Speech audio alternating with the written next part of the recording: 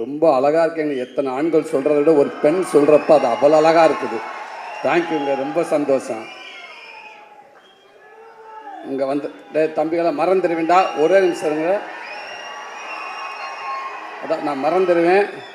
நீங்கள் கத்த கத்த விசில் அடிக்கிறதுக்கு இங்கே சேது மாமா என்னை கலாச்சிக்கிட்டே இருக்காப்புல. என்ன மாமா புள்ள ஆள் இறங்கிட்டாங்களான்னு கேட்டாப்புல.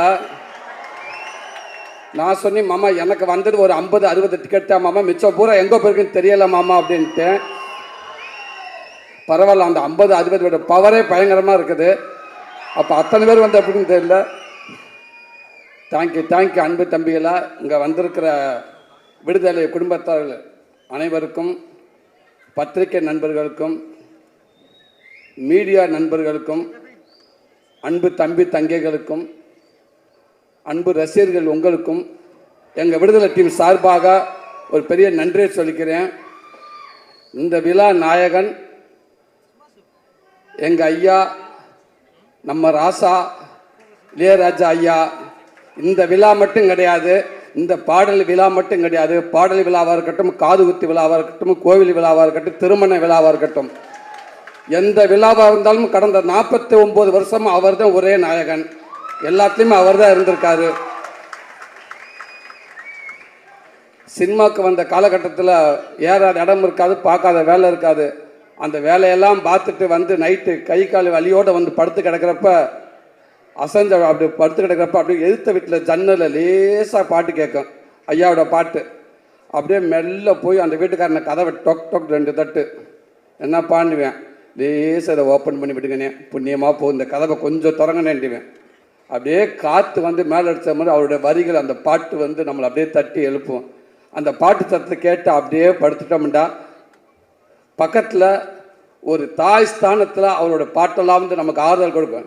டேய் கவலைப்படாத, எல்லாம் சரியாயிடும் சரியா, வாங்கடா வாங்க, நல்லா இருப்பேங்கடா, எல்லாம் சரியா, வலியெல்லாம் போயிடும் அப்படின்னு சொல்கிற மாதிரி இருக்கும். அந்த வலி எல்லாம் அப்படியே பறந்து ரொம்ப தூரமாக போயிடும். அது மறுநாள் காலையில் இருந்துச்சு ஒரு தைரியமாக ஓடுவோம். பெரிய ஒரு நம்பிக்கையை கொடுத்துச்சு. அப்படிப்பட்ட ஒரு மாபெரும் இசை கலைஞன், இசை கடவுள் அப்படின்னு சொல்லலாம். உலகத்தில் இசை மருத்துவர், தலை சிறந்த இசை மருத்துவர்னு சொல்ல இப்படி சொல்லிக்கிட்டே போகலாம். எவ்வளோ வார்த்தையில் சொன்னாலும் பொருந்தக்கூடிய ஒரே மனிதர் எங்கள் ஐயா அவர்கள் தான். நேற்று ஒரு ஈவினிங் போல் ஒரு ஃபோன் வந்துச்சு எனக்கு. ஒரு IPS அதிகாரி, ரொம்ப உயர் போஸ்டிங்கில் இருக்கக்கூடியவர். பார்த்து ஒரு 3 மிஸ்டு காலையில் கால் பண்ணியிருக்காரு. நான் ஈவினிங் ஒரு 5 மணிக்கு தான் நான் பார்த்தேன். பார்த்தோன்னே பதறிப்பு, என்ன ஆச்சு ஏதாச்சும் எதுவும் பிரச்சனைன்னு சொல்லிட்டு பதறிப்பு, சார் வணக்கங்க சார் நான் கவனிக்கலேன் சார் சொல்லுங்கள் சார்ன்றேன். என்னங்க அந்த மனுஷன் பாட்டு போட்டிருக்காரு, என்னங்க பாட்டு சாண்டு, அந்த தென்னந்தனமும் பாட்டு கேட்டீங்க, எத்தனை தடவை நான் கேட்டேன்னே தெரியலைங்க எனக்கு. எங்கள் உண்மைக்கு தொலைக்குதுங்க. அப்படி ஒரு பாட்டு கேட்டுகிட்டே இருக்கீங்க. உலகத்தில் எல்லாத்துக்கும் ஒரு ஆப்ஷன் இருக்குங்க அந்தந்த காலகட்டத்தில். ஆனால் ஆப்ஷன் இல்லாத ஒரே ஆப்ஷன் இளையராஜா ஐயா மட்டும்தாங்க. அவருக்கு ரீப்ளேஸ்மெண்ட் யாருமே கிடையாதுங்க, அது அவர் மட்டும்தாங்க அப்படின்னு சொல்லுவாங்க. ரொம்ப சந்தோஷமாக இருக்குங்கய்யா.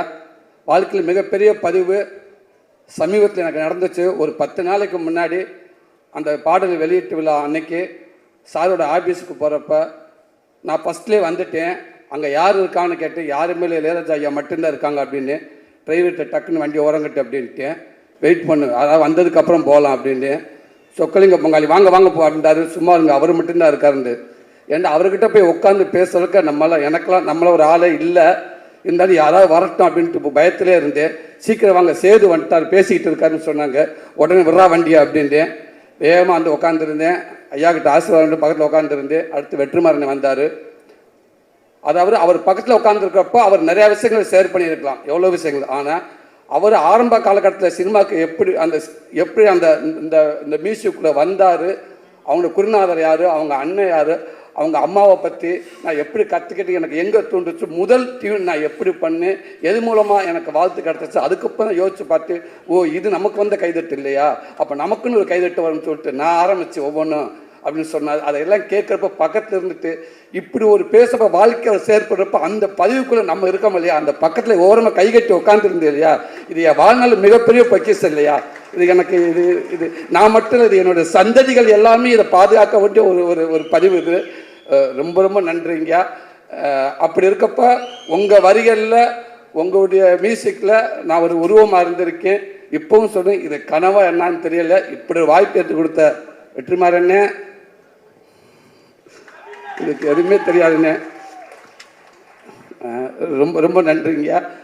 அடுத்து இங்கே வந்து ராஜ்மேன் சார், ஸோ உங்களோட ஒர்க் பண்ண ரொம்ப நன்றி சார். இந்த படத்தில் அவன் வில்லன்களாக வந்து கத்தி சத்தம் வந்து கத்தின்னு சொல்லுவாங்க, கண்ணு எதுவுமே இல்லாமல் ஒரு கொடூர வில்லன் அப்படின்னா படத்துக்குள்ளே சொல்கிறேன், உங்களை மட்டும்தான் சொல்லணும் சார். அப்படி ஒரு பதிவாக இருக்குது அண்ணனோட இது. நீங்கள் பார்ப்பீங்க, அந்த விடுதலை ஒன்று பார்த்தீங்க இல்லையா, இப்போ விடுதலை 2ல் பார்ப்பீங்க. அவரோட அற்புதமான ஒரு ஆக்டிங்க. வாழ்த்துக்கள் உங்களோட ஒர்க் பண்ணல ஜாய்க்கண்ணே, வழக்கம்போண்ணே. நீங்கள் இருந்தாலும் நீங்கள் எல்லாட்டாலும் உங்களுடைய பங்களிப்பு சினிமாவுக்குள்ளே அதிகமாகவே இருந்துக்கிட்டே இருக்குண்ணே. ரொம்ப சந்தோஷம். உங்களுக்கு வாழ்த்துக்கள். சேர்த்தனே உங்களுக்கும் வாழ்த்துக்கள்ண்ணே. சாரி, நம்ம எல்லாம் ஒன்றா தான் இருந்தாலும் நான் நீங்கள் சீனியர் அடிப்படையில் சொல்கிறேன். ரொம்ப சந்தோஷம் உங்களுக்கு ஒர்க் பண்ணல. அன்பு தம்பி கவின், நீ சொன்ன மாதிரி அந்த கேரளாவில் நீங்கள் கருணாசனன் நடிக்கிறப்ப நீ நடிச்சுக்கிட்டு இருந்தால், நானும் கேரளா ஃபஸ்ட்டு ஒரு மலையாள படத்தை கூட்டி போயிட்டாங்க. அங்கே போய் நடிச்சுக்கிட்டு இந்த ஆரம்ப காலகட்டத்தில் டக்குன்னு பிரேக்குன்னு விட்டுருவாங்க, எங்கே போய் உட்காருன்னு தெரியாது. மழை பெஞ்சிச்சு, ஒரு ஓரமாக ஒண்டிக்கிட்டு வந்து உட்காந்துருந்து நான். அப்போ நீ வந்தால் அண்ணன் அவங்க அப்பா வந்து பார்த்து பேசிட்டு இருந்து நிறைய விஷயங்கள் அண்ணன் சொன்னார். இன்றைக்கி இந்த படம் பார்க்குறப்ப வெற்றிமாறன் 2 சீன் போட்டு காட்டினாங்க. அதில் அவனுடைய பங்களிப்பு அப்படி இருக்குது. வாழ்த்துக்கள் தம்பி. சினிமாவில் அவர் மூலமாக கண்டிப்பாக மிகப்பெரிய ஒரு ஒரு நல்ல இடம் இருக்குன்னு நான் நம்புகிறேன். உடம்பு அவ்வளோ சூப்பராக வச்சுருந்தேன், செம்ம ஃபைட் பண்ணியிருந்தேன் தம்பி. வாழ்த்துக்கள் தம்பி. வணக்கம். ப்ரொடியூசர் அண்ணன், நீங்கள் அடிக்கடி சொல்லுவீங்க, எங்கே ஆரம்பித்து எங்கேயோ வந்து நின்றுருக்கு. இது எல்லாமே ஒன்றுமில்லை, இறைவன் தான். வெற்றி சமைச்சுக்க நம்பிக்கை தான், அவர் வச்சுருக்காரு. ஒன்று மனசை நல்லா ஹாப்பியாக வச்சுக்கிடுவோம், நமக்கு எல்லாமே நல்லதாகவே நடக்கும். ஒரு படம் ஆரம்பிக்கிறது எப்படியோ அதை எங்கே போய் முடிக்குது அந்த படத்துக்கு தெரியும். அதை தேடிக்கிட்டே இருக்குது, அது போய்கிட்டே இருக்குது, அது ஒரு நல்ல இடத்துல போய் நிற்கும் கண்டிப்பாக அப்படின்னு சொல்லுவீங்க. அது உங்களுடைய எண்ணம் போல்னே. கண்டிப்பாக இந்த படம் மிகப்பெரிய அடுத்த படம் எப்படி விடுதலை 1 உங்கள் எல்லாத்துக்கும் பிடிச்சிச்சு, விடுதலை 2 உங்கள் எல்லாத்துக்கும் பிடிக்கும்னு நான் நம்புகிறேன். கண்டிப்பாக நல்லாயிருக்கும். உங்களுக்கு நன்றிங்க, வாழ்த்துக்கள்ங்கண்ணே. பவான் சிறே, ரொம்ப சந்தோஷம் உங்களோட ஒர்க் பண்ணதுக்கு, ரொம்ப சந்தோஷம். அனன்யா பட்னம், உங்களுக்கு நன்றி மேம். தமிழண்ணே நன்றிங்கண்ணே. சார் உங்களுக்கு வாழ்த்துக்கள் சார். சேது மாமா, லவி மாமா, கொஞ்சம் படம் பார்த்தேன். படம் பார்த்துட்டுக்கு அப்போ நான் சொன்னேன், இந்த லவ் ஏரியா ஒன்று பண்ணியிருக்காரு மனுஷன், வேறு லெவல். அது உண்மைக்கு, அதாவது டைலாக் பேசி ஆக்சிடென்ட் பண்ணி நடிச்சிடலாம். ஒரு 5 நிமிஷம் ஒரு 10 செகண்ட் ஒரு லவ்வை வந்து லவ் பண்ணி நம்மளை ஹோல்ட் பண்ணுறது பெரிய விஷயம். ஆனால் ஒரு சீன் ஃபுல்லாக மஞ்சு மேம் மாமாவை சேர்ந்து டைலாக்கே பேசாமல் அந்த ஒரு சீன் ஃபுல்லாக ஒரு லவ்வை எப்படி சொல்கிறது, உன்னை எனக்கு பிடிச்சிருக்கா அப்படின்னு கேட்குறக்கு அவர் ஆக்ட் பண்ணியிருப்பாப்புல. மிகப்பெரிய ஆக்டிங் அது மிகப்பெரிய ஆக்டிங். நம்மளை அறியாமல் ஒரு நடிகை நடிக்கிறப்போ பார்க்குறப்ப நம்ம அந்த மூஞ்சி நம்ம கை காலம் நம்மளை அறியாமல் அவங்களோட அப்படியே போய்கிட்டே இருக்கும். அப்படி ஒரு அந்த சீன் அது. ஐ லவ் யூ மாமா. இதான் மாமா, நீ இன்னும் மேலும் நீ மிகப்பெரிய இடத்துல இருக்க மாமா. இந்த படம் இன்னும் மேலும் மேலும் மிகப்பெரிய நடிகனாக கொண்டு போய் சேர்க்கணும்னு நான் இறைவனை நம்புறேன் மாமா. வாழ்த்துக்கள் மாமா. எங்கள் அண்ணன் வெற்றிமாறண்ணே, எப்படி சொல்கிறது, விடுதலைக்கு முன் சூரி, விடுதலைக்கு பின் சூரி, கீப்பு மாதிரி அப்படி மாற்றி எழுதலாம். வெற்றிமாறன்ங்கிற யூனிவர்சிட்டியில் விடுதலைங்கிற ஒரு டிகிரி படித்ததுக்கு அப்புறம் தான் என் வாழ்க்கையே மாறிடுச்சு நான் நினைக்கிறேன். சினிமாவை நான் பார்க்குறது மாறிடுச்சு, சினிமா என்ன பார்க்குறதோ மாறிடுச்சு நான் நினைக்கிறேன். அதுக்கு முன்னாடியெல்லாம் வந்து என்னோடய படங்கள்லாம் பார்த்துட்டு வந்து உங்கள் படங்கள் நல்லா இருக்குது, காமெடிகளாக நல்லா இருக்குது, அந்த காமெடி நல்லா இருக்குது, இந்த டே நல்ல ஃப்ளோவில் போயிட்டுருக்குடா, கொஞ்சம் அமைதியாகிறா, அந்த காமெடி நல்லா இருக்குது, இந்த காமெடி நல்லா இருக்குன்னு சொல்லுவாங்க. அப்போ நான் சொல்லி உண்மைக்கே டைரக்டருக்கு ரொம்ப நன்றிங்க அப்படின்னு சொல்லுவேன். ஆனால் இன்றைக்கி என்னை பார்க்குறப்ப உண்மைக்கே ஒரு நல்ல நடிகனாக இருக்கீங்க நீங்கள். அந்த இடத்துல அந்த படங்கள் பார்க்க சூப்பராக நடிச்சிருக்கீங்க, இந்த சீன் நல்லா நடிச்சிருக்கீங்க, நீங்கள் குமரேசனாகவே இருக்கீங்க. உங்களை பார்க்குறப்ப அந்த சூரியன்றது எங்கேயுமே தெரியல, குமரேசனாகவே இருக்குது அப்படின்னு சொல்லுவாங்க எல்லாரும். உண்மைக்கே எனக்கு ரொம்ப சந்தோஷமாக இருக்குது. அது மூலமாக எனக்கு ஒரு கைடன்ற அண்ணன் மூலமாக ஒரு கைடன்ற ஒன்று கிடச்சிச்சு. அதுவும் எனக்கு நல்ல பேர் வாங்கி கொடுத்துச்சு. கொட்டுக்காளிங்கிற படமும் எனக்கு நல்ல பேர் வாங்கி கொடுத்துச்சு. எவ்வளோ பேர் என்னை வாழ்த்துனாங்க. கமலாசன் சார் அதை பார்த்துட்டு ஒரு 4 பக்கம் லெட்ரு எனக்கு கொடுத்தாரு, எங்கள் டீம் கொடுத்தாரு. அதில் அந்த சூரியங்கிற ஒருத்தர் எங்கேயுமே தெரியல, பாண்டியாருன்னு தெரிஞ்சாருன்னு சொன்னார். இது எல்லாத்துக்கும் காரணம் வெற்றிமாறன் அண்ணன் மட்டும்தான். இது அவர் தான் எல்லாத்துக்கும் காரணம். அவர் ஆரம்பித்து வச்சது தான் இன்னைக்கு இவ்வளோ தூரத்துக்கு போயிட்டு இருக்கு நான் நினைக்கிறேன். ரொம்ப நன்றிங்கண்ணே. இதை நான் முடிஞ்ச அளவுக்கு நான் ஒரு நல்ல பேரோட நான் கொண்டு போயிருக்குன்னு நான் நினைக்கிறேன்னே, நான் நம்புறேனே. ரொம்ப ரொம்ப சந்தோஷங்கண்ணே. Master master same to you master. உங்களுக்கு பீட்டர்கன் மாஸ்டர் ரொம்ப நன்றி மாஸ்டர். அவளை கஷ்டப்பட்டு ஒர்க் பண்ணிங்க, அவளை நானும் கஷ்டப்பட்டேன் அதில். ஆமாம்மா, அந்த கிளைமேக்ஸில் ஒரு 15 நிமிஷம் என்னை ஏர்லேயே வச்சுருந்தீங்க. Thank you master. என்னை தரையில் என்னை படவே இல்லை. ஒரு இடத்துல காலெலாம் கிழித்து ஒரு 2 தையல் போட்டு ஒரு 4 தையல் போட்டாங்க. திருப்பி வந்து அப்புறம் திருப்பி அந்த தையலும் பிரிஞ்சு போச்சு. திருப்பி போனேன், திருப்பி 4 தையல் போட்டாங்க. திருப்பி வந்து திருப்பி பிரிஞ்சிருச்சு.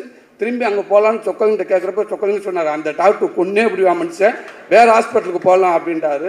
திருப்பி அந்த டாக்டர்கிட்ட போனோம். அவர் அப்படியே பார்த்தாரு, என்ன விளையாடுறீங்களான்னு கேட்டார். இல்லைங்க இதை கேட்குறாந்த பீட்டர்கன் மாஸ்டருக்கு அவர்கிட்ட போய் கேளுங்க அப்படின்னு. இவ்வளோ வேலையில் உட்காந்துருக்க போய் அசிஸ்டண்ட்டை சொல்லிக்கிட்டே இருப்பேன், தயவு செய்து வீட்டில் எது ஃபோனுக்கு வந்து எதுவும் சொல்லிடுறாங்கடா, எதுவும் சொல்ல வேணாம் அப்படின்னு சொல்லியிருந்தேன். அதை மீறி ஃபோன் வந்துக்கிட்டே இருந்துச்சு. சுரேஷ் நீ எதுவும் சொன்னியா? நான் சொல்லலை சார். நீ சொன்னியா? நான் சொல்லலை. ஏன் அப்போ ஃபோன் மாற்றி மாற்றி அடிச்சுக்கிட்டே இருக்கா? நாங்கள் சொல்லவே இல்லை சார். ஃபோன் வந்துச்சு சார், திருப்பி ஃபோன் வருது, கொடு. என்னம்மா ஏங்க இப்படி பண்ணுறாங்க? சொல்லவே மாட்டேங்கிறாங்க. நான் தான் சொல்லவே நான் சொல்லியிருந்தேன். உனக்கு எப்படி தெரியும்? அந்த பக்கத்து வீட்டுக்காரங்க தான் சொன்னாங்க.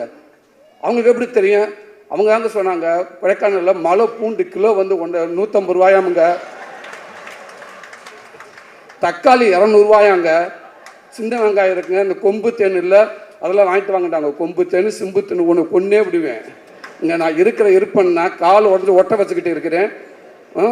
கொம்பு தேனும் மலை பூண்டை வை அப்படின்னு. இதுதாங்க எங்கள் வீட்டில் இருக்கிறது போல. இதுதான் வாழ்க்கை, முடிஞ்சு போச்சு. ஸோ அப்படி ஒரு பெரிய நினைவுகளை கொடுத்துக்கிட்டே இருக்கீங்க மாஸ்டர். அடுத்தடுத்து உங்கள் கூட ஒர்க் பண்ணிட்டு நினைக்கிறேன் மாஸ்டர்.